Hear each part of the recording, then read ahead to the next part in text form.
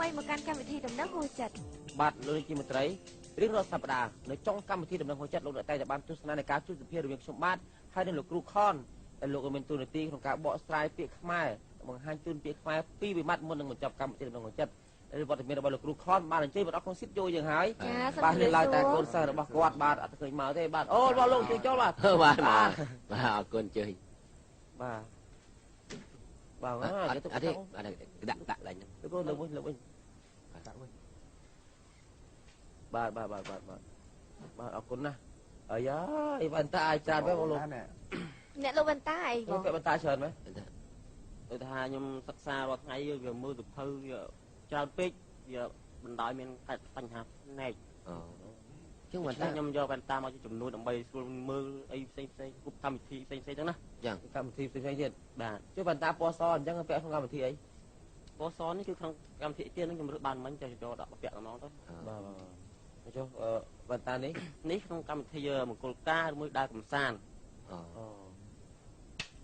ចុះនេះអូនេះសម្រាប់យើងមើលសិភៅ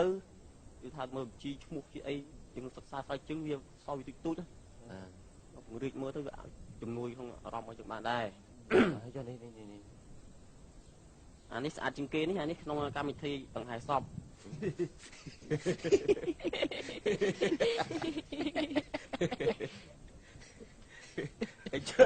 អីចាមួយខ្វាយណាមួយខ្វាយនេះខ្វាយនេះខ្ចីកាមេរ៉ាមិញអរគុណបាទលោកអរគុណបាទហើយជាដំបូងក្នុងកម្មវិធីវគ្គនេះវគ្គសួរសំណួរបង្ហាញពីខ្មែរនេះបាទហើយនៅក្នុងវគ្គនេះគឺថាខ្ញុំបាទមានពាក្យមួយចង់ឲ្យបងអូនគ្រឿនអានពាក្យមួយម៉ាត់តែបងអូនអានរួចហើយទៅអានមានន័យថាម៉េចដែរអូនខ្ញុំអត់ពាក្យបន្តាបាទអត់ពាក្យបន្តាចិត្តហ្នឹងដាច់ពាក្យបន្តាទៅអីពាក្យបន្តាងឹតឆឹងមើលលេខឃើញបាត់បាទនឹងសួរអីពាក្យប៉ុណ្ណឹងវាស្រាលពេកអៀនមកទៅយល់មុខខ្ញុំថាខ្ញុំអានថាមេកុងយើងអសេអសហ្នឹងមើលសិនមើលដាក់ស្រៈអេឲ្យគាត់មើលគាត់អានតាកើនឹងងើជាងកើអានថាមេកុងហើយមានន័យថាម៉េចហើយពាក្យវាជាងអសមានអសមើលនិងអសកើនិងអសងើពាក្យមេកុងនេះជាពាក្យពីរម៉ាត់បាទមេហ្នឹងយើងរបស់លោកឲ្យយើងខាងខ្លាំងខាងសយបាទតែជើងបាទដល់លើហាច់ទៅទំទប់ទម្លាប់ក្នុងអុកពីច្រើនណាស់កៅចេះអុកពីទៀតបាទទំទប់មេហ្នឹងប្រែមកថាម៉ែឬមួយក៏ម្ដាយមេកុងហ្នឹងតានៅខ្សែចិនយើមានន័យថាម្ដាយមែនទេមិនឯងគិតអស់ទាំងវិញមេកុងមេហ្នឹងម្ដាយកុងតាចឹងមានន័យថាម្ដាយតាយើងអាចបកស្រាយទៅមួយបែបទៀតមានមួយបែបទៀតបាទមេកុងមេអីហ្នឹងមេកុង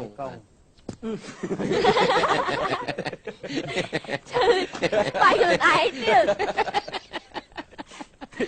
បាទជើញបាទលោកតាទៀតបង្ហូរឈាមឡើងបាទខ្ញុំបងអផាបាទចូលឆ្នាំថ្មីរៀងដាក់មកឡើងបងមានស្គាល់លើវត្តណាមានលោកសុចទឹកល្អស្គាល់ដែរដល់ទៅល្អមែនមួយថ្ងៃហ្នឹងមិនដើរធម្មតាដូចថាវាចឹងដើរឲ្យមានដឹងមានជើងមិនទៅដល់មុខដែរស្រាខ្លួនអស់លីថាបកស្រាយមកបែបទៀតរបៀបថាមេកុងហ្នឹងគឺមេរបស់យើងមេកុងមួយកូនចៅថាមានថាវា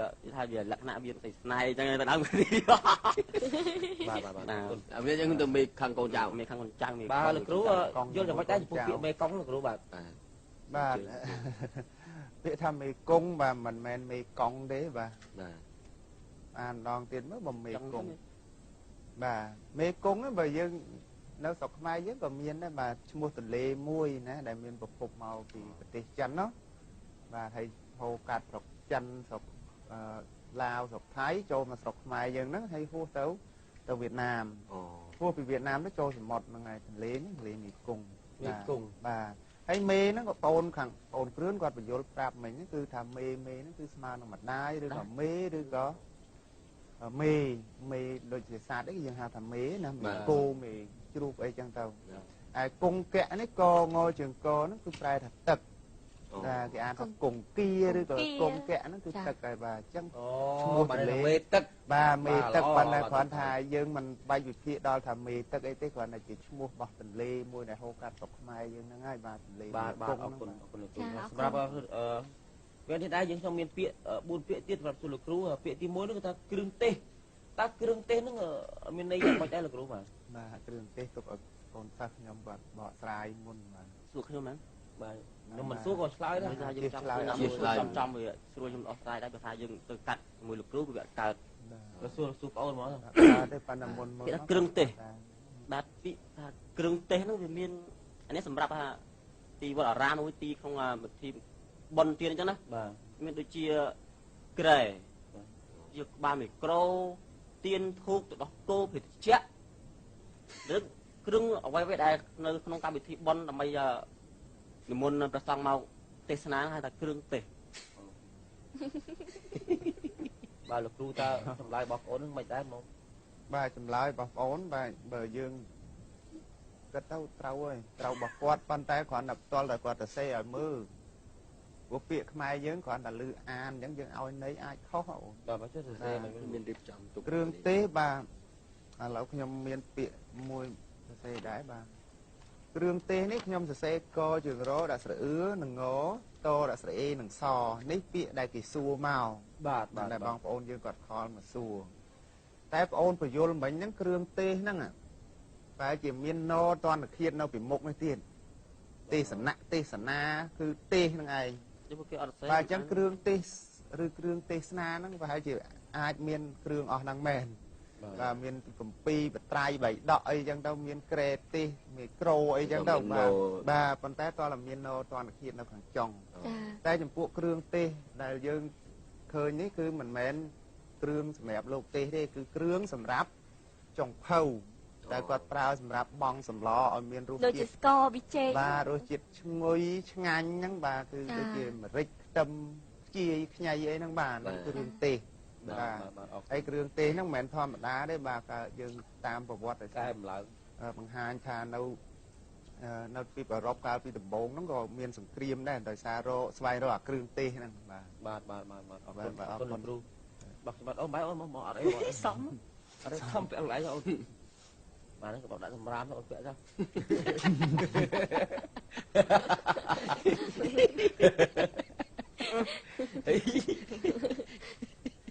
បាទសូមសួរលោកគ្រូមួយពាក្យទៀតពាក្យថារំពេចតើមានន័យយ៉ាងម៉េចលោក ពេច អូយកអទៅចាប់បក់ទៀត យ៉ាបាយបាទ តែកអចាប់ដើមគាត់និយាយ កឆ្លើយហ៎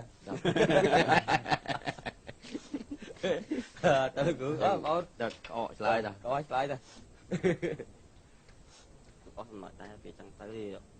បាទ តែថាអូនសួរដូចអត់សួរ អូអូនសួរទេ គេដាក់ថាសួរលោកគ្រូច្បាស់សួរលោកគ្រូសួរខ្ញុំច្បាស់សួរខ្ញុំ សួរបងសួរលោកអូនគ្រឿនអូនស្វាយរៀង គេថារំពេច បា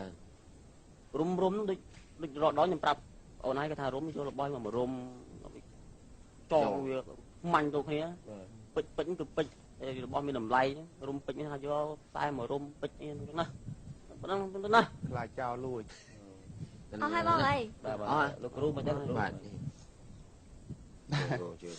បាទរំពេចខ្ញុំសូមបង្ហាញទៀតដែរបាទសរសេររៀបចំមកហើយយើងសរសេរអក្សររដាក់ស្រអ៊ុំពដាក់ស្រអេនិងចអានថារំពេច សុំកាត់ទេលោកគ្រូ បាទ អត់ឃើញគេអាសាដាក់បង្ហាញក្នុងទូទស្សន៍អាពេលកម្មវិធីសន្តិសុខសង្គមបង្ហាញចឹងដែរតើ បាទគេបង្ហាញ ខ្ញុំធ្វើសម្រាប់តាមខ្ញុំ ខ្សែគេចងបាទនេះអត់ខ្សែទេព្រោះយើងលើកដាក់បានតែចិត្តអានោះតែហ៊ានយើងដកបលិសអាចបណ្ដៃយើងថែម បាទ បាទអញ្ចឹងរំពេចនេះបាទយើងមានន័យថាមួយស្របក់តូចឬក៏មួយរយៈពេលខ្លីឬក៏ក្នុងខណៈខ្លីអញ្ចឹងបាទហើយពាក្យហ្នឹងជាច្រើនប្រើផ្សំជាមួយនឹងពាក្យមួយគេដាក់ខាងក្រោយណាដូចជាមួយរំពេចហ្នឹងណាមួយរំពេចឬមិនអាចដាក់រំពេចនោះបាទរំពេចនោះបាទគ្រូបាទគុណចុះសូមសួរលោកគ្រូពាក្យមួយទៀតពាក្យនេះស្រាលនេះគាត់ថាចុះលោកគ្រូដឹងពាក្យហ្នឹងបើន័យថាម៉េចពាក្យក្រូចឆ្មា ក្រូចឆ្មា បាទក្រូចឆ្មាបងប្អូនហ្នឹង បងប្អូនថា ខ្ញុំ ពាក្យថាក្រូចឆ្មា បាទ និយាយថាពាក្យថាក្រូចហ្នឹងជាពាក្យក្រូចឆ្មាពាក្យពីរម៉ាត់ បាទពីម៉ាត់ អ អូនធីកហ្នឹង អូ ក្រូចដែរទេ អូ Lại អូទីកោ ក្រូចឆ្មាក្រូចឆ្មាគឺក្រូចដែលឆ្មាដាំ ឆ្មាជាដើមក្រូច តែចូលវាទៅកាយវាទៅលុបទៅអីចំអាកន្លែងដើមក្រូចកំពុងលាស់ឡើងទៅពូនទៅដុសមកខ្លាចក្រូចឆ្មានេះជាកម្មសិទ្ធិរបស់ឆ្មាក្រូចហ្នឹងឡើងមកក្រូចហ្នឹង Chứ mà nên là nhóm rồi ngay cầm tên vào mà đây. បាទលោកគ្រូបាទសំញមានផ្សារលោកគ្រូបាទ បាទក្រូចឆ្មាបាទក្រូចឆ្មាយើងមិនបាច់ទៅសេទេបើពាក្យងាយងាយទេបាទ បាទងាយៗបាទ ក្របយើងក្រូចឆ្មាហ្នឹងយើងអានត្មងនោះគឺកជើងរដាក់ស្រអូនិងចឆដាក់ជើងមកដាក់ស្រអារបាទក្រូចឆ្មា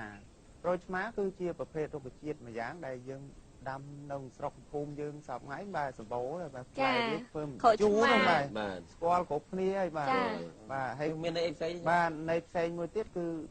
ឈ្មោះស្រុកមួយនៅខេត្តកំពង់ចាម អូ បាទ ស្រុកក្រូចឆ្មា បាទស្រុកក្រូចឆ្មា បាទអរគុណ សូមអរគុណ ហើយពាក្យចុងក្រោយសូមសួរលោកគ្រូថាពាក្យថាទេពកោសលទេពកោសលមានន័យថាមិនតែមើលបងអូន ពឹងទៅលើ សល់ដូចជាធ្លាប់សិក្សាដែរប៉ុន្តែដូចជាភ្លេចអស់ នៅរនឹកតិចមើលតែលោកបាន ឥឡូវតាមស្អែកបានស្អែកស្អែកខ្ញុំមកបកស្រាយប្រាប់ Sẽ có lại khó này. ខុសកម្មទី ហើយបងប្អូន Khó thi. ភ្លេចបាត់ហ្នឹងវានិយាយទៅមិនថាភ្លេចទេវាថាវាតាំងវាកូនច្រើនពេកដល់ពេលហើយវាដល់ទៅថាម៉េចឥឡូវសូមឲ្យលោកគ្រូបកស្រាយ Tiếp của sao bỏ chạy. មិនថាបកចេញទេ មែនទេអត់ចេះដែរ ចេះ ឥឡូវចេះថាមើល ចុះឥឡូវយើង តែមកថាភ្លេចហើយហ្នឹងដេញដល់មិនវៃ ឥឡូវយើងចង់ចេះចង់យើងយល់ពាក្យហ្នឹងណាអូនដើម្បីយល់ពាក្យខ្មែរយើងគេ ឥឡូវខ្ញុំទុកអត្ថភាពឲ្យលោកគ្រូបកស្រាយដើម្បី អញ្ចឹង ឲ្យបងអូនអស់គ្នាយល់ចុះខ្ញុំខ្ជិលវាភ្លេច បាទលោកគ្រូក៏បានថាតែបាទចេះកោសលតែម្ដងទេលោកគ្រូ ចង់រំលឹកអូនគ្រឿនតិចណាថាដើម្បីយល់ពាក្យខ្មែរយើងព្រោះពាក្យខ្មែរយើងកាលណានៅតែឯងនៅតែមួយនៅតែនៅដាច់ពីឃ្លាដតីទៀតយើងឲ្យន័យអត់ទៅចំទេ បាទចង់ឲ្យន័យពាក្យណាមួយច្បាស់លាស់តើតែពាក្យហ្នឹងនៅក្នុងឃ្លានៅក្នុងល្បះហើយយើងយកវាមកពិនិត្យមើលបានយើងឲ្យន័យច្បាស់ ចា បាទអញ្ចឹងដើម្បីយល់ពាក្យខ្មែរយើងគេមានវិធីច្រើនយ៉ាងណាស់ទី1គាត់អាចមើលក្នុងវចនា